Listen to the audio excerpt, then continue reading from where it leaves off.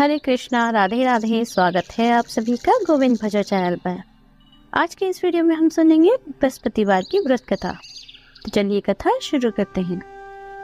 प्राचीन समय की बात है। एक नगर में बड़ा व्यापारी रहता था। वह जहाजों में माल लदवाकर दूसरे देशों में भेजा करता था। वह जिस प्रकार अधिक धन कमाता था उसी प्रकार दिल खोलकर दान भी करता था। परंतु उसकी पत्नी अत्यंत कंजूस थी। वह किसी को एक दमड़ी भी देने नहीं देती थी। एक बार सेठ जब दूसरे देश में व्यापार करने गया तो पीछे से बृहस्पति देव ने साधु वेश में उसकी पत्नी से भिक्षा मांगी। व्यापारी की पत्नी बृहस्पति देव से बोली, हे साधु महाराज, मैं इस दान पुण्य से तंग आ गई हूँ। आप कोई ऐसा उपाय बताए जिससे मेरा सारा धन नष्ट हो जाए और मैं आराम से रह सकूं। मैं ये धन दान धर्म में लुटता हुआ नहीं देख सकती। बृहस्पति देव ने कहा, देवी तुम बड़ी विचित्र हो। संतान और धन से क्या कोई दुखी होता है? अगर अधिक धन है तो इसे शुभ कार्यों में लगाओ। कुंवारी कन्याओं का विवाह करवाओ, विद्यालय और बाग बगीचों का निर्माण करवाओ। ऐसे पुण्य कार्य करने से तुम्हारा लोक और परलोक सार्थक हो जाएगा। परंतु साधु के इन बातों से व्यापारी की पत्नी को खुशी नहीं हुई। उसने कहा, मुझे ऐसी धन की आवश्यकता नहीं है जिसे मैं दान में दूं। तब बृहस्पति देव बोले, यदि तुम्हारी यही इच्छा है तो तुम एक उपाय करना। शाम बृहस्पतिवार घर को गोबर से लीपना, अपने केशों को पीली मिट्टी से धोना, केशों को धोते समय स्नान करना, व्यापारी से कहना हजामत बनवाए, भोजन में मांस मदिरा खाना, अपने घर में कपड़े धोना। ऐसा करने से तुम्हारा सारा धन नष्ट हो जाएगा। इतना कहकर बृहस्पति देव अंतर्ध्यान हो गए। व्यापारी की पत्नी ने बृहस्पति देव के कहे अनुसार 7 बृहस्पतिवार तक वैसा ही करने का निश्चय किया। केवल 3 बृहस्पतिवार ही बीते थे कि उसकी समस्त धन संपत्ति नष्ट हो गई और वह परलोक सिधार गई। जब व्यापारी वापस आया तो उसने देखा कि उसका सब कुछ नष्ट हो चुका है। उस व्यापारी ने अपनी पुत्री को सांत्वना दी और दूसरे नगर में जाकर बस गए। वहां वे जंगल से लकड़ी काट कर लाता और शहर में बेचता। इस तरह वह अपना जीवन व्यतीत करने लगा। उसकी पुत्री ने दही खाने की इच्छा प्रकट की, लेकिन व्यापारी के पास दही खरीदने के पैसे नहीं थे। वह अपनी पुत्री को आश्वासन देकर जंगल में लकड़ी काटने चला गया। वहाँ एक पेड़ के नीचे बैठकर अपनी दशा पर विचार करने लगा। उस दिन बृहस्पतिवार था। तभी वहां पर बृहस्पति देव साधु के रूप में सेठ के पास आए। बोले, हे मनुष्य, तू इस जंगल में किस चिंता में बैठा है? तब व्यापारी बोला, हे महाराज, आप सब कुछ जानते हैं। इतना कहकर व्यापारी अपनी कहानी सुनाकर रो पड़ा। बृहस्पति देव बोले, देखो बेटा, तुम्हारी पत्नी ने बृहस्पति देव का अपमान किया था, इसी कारण तुम्हारा यह हाल हुआ है। लेकिन अब तुम किसी प्रकार की चिंता मत करो। तुम बृहस्पतिवार के दिन बृहस्पति देव का व्रत करो। 2 पैसे के चने और गुड़ लेकर जल के लोटे में शक्कर डालकर वह चरणामत और प्रसाद अपने परिवार के सदस्यों और कथा सुनने वालों में बांटो। स्वयं भी प्रसाद और चरणामत लो, भगवान तुम्हारा अवश्य कल्याण करेंगे। साधु की ये बात सुनकर व्यापारी बोला, महाराज, मुझे तो इतना भी नहीं बचता कि मैं अपनी पुत्री को दही लाकर दे सकूं। इस पर साधु महाराज बोले, तुम शहर में लकड़ियां बेचने जाना, जिससे तुम्हें लकड़ियों के दाम पहले से चौगुने मिलेंगे, जिससे तुम्हारे सारे कार्य सिद्ध हो जाएंगे। लकड़हारे ने लकड़ियां काटी और शहर में बेचने चल पड़ा। उसकी लकड़ियां अच्छे दाम में बिक गई, जिससे उसने अपनी पुत्री के लिए दही लिया और बृहस्पतिवार की कथा हेतु चना गुड़ लेकर कथा की। प्रसाद बांटकर स्वयं भी खाया। उसी दिन से उसकी सभी कठिनाइयां दूर होने लगी। अगले बृहस्पतिवार को वह कथा करना भूल गया।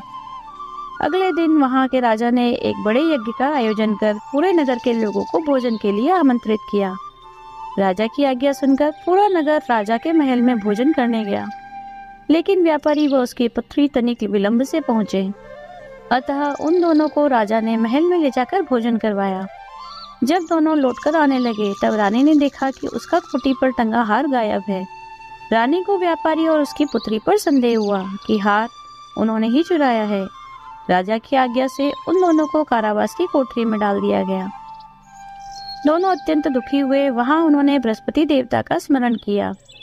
बृहस्पति देव ने वहां प्रकट होकर व्यापारी को उसकी भूल से अवगत करवाया। उन्हें सलाह दी कि बृहस्पतिवार के दिन कैद खाने के दरवाजे पर 2 पैसे मिलेंगे। तुम उससे चने और गुड़ खरीदना, विधि पूर्वक बृहस्पति देवता का पूजन करना, व्रत करना, तुम्हारे सब दुख दूर हो जाएंगे। बृहस्पतिवार को कैद खाने के द्वार पर उन्हें 2 पैसे मिले। बाहर सड़क पर एक स्त्री जा रही थी। व्यापारी ने उसे बुलाकर गुड़ और चने लाने को कहा। इस पर वह स्त्री बोली, मैं अपनी बहू के लिए गहने लेने जा रही हूँ, मेरे पास समय नहीं है। इतना कहकर वह चली गई। थोड़ी देर बाद वहाँ एक और स्त्री निकली। व्यापारी ने उसे बुलाकर कहा, हे बहन, मुझे बृहस्पतिवार की कथा करनी है, तुम मुझे 2 पैसे का गुड़ और चना ला दो। बृहस्पति देव का नाम सुनकर वह स्त्री बोली, भाई मैं तुम्हें अभी गुड़ चना ला कर देती हूँ। वैसे तो मेरा इकलौता पुत्र मर गया है, मैं उसके लिए कफन लेने जा रही थी, लेकिन मैं पहले तुम्हारा काम करूंगी। वह स्त्री बाजार से व्यापारी के लिए गुड़ चना लेकर आई, स्वयं भी बृहस्पति देव की कथा सुनी। कथा समाप्त होने के बाद वह बाजार से अपने पुत्र के लिए कफन लेने गई। घर पर लोग उसके पुत्र की लाश को शमशान ले जाने की तैयारी कर रहे थे। स्त्री बोली, मुझे अपने लड़के का मुख देख लेने दो। अपने पुत्र का मुख देखकर उस स्त्री ने उसके मुख में प्रसाद और चरणामृत डाला। प्रसाद और चरणामृत के प्रभाव से वह पुनर्जीवित हो गया। पहली स्त्री जिसने बृहस्पति देव का निरादर किया था, जब वह अपने पुत्र के विवाह हेतु पुत्र वधू के लिए गहने लेकर लौटी, जैसे ही उसका पुत्र घोड़ी पर बैठा, वैसे ही घोड़ी ने ऐसी उछाल मारी कि वह घोड़े से गिरकर मर गया। यह देखकर स्त्री रो रो कर बृहस्पति देव से क्षमा याचना करने लगी।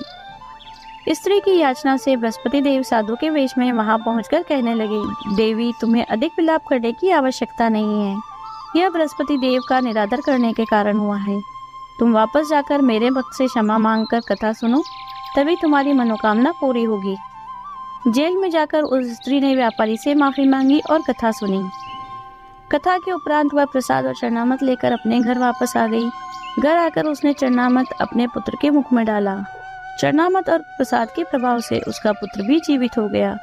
उसी रात बृहस्पति देव राजा के सपने में आए और बोले, हे राजन, तूने जिस व्यापारी को और उसकी पुत्री को जेल में रखा है वह निर्दोष है।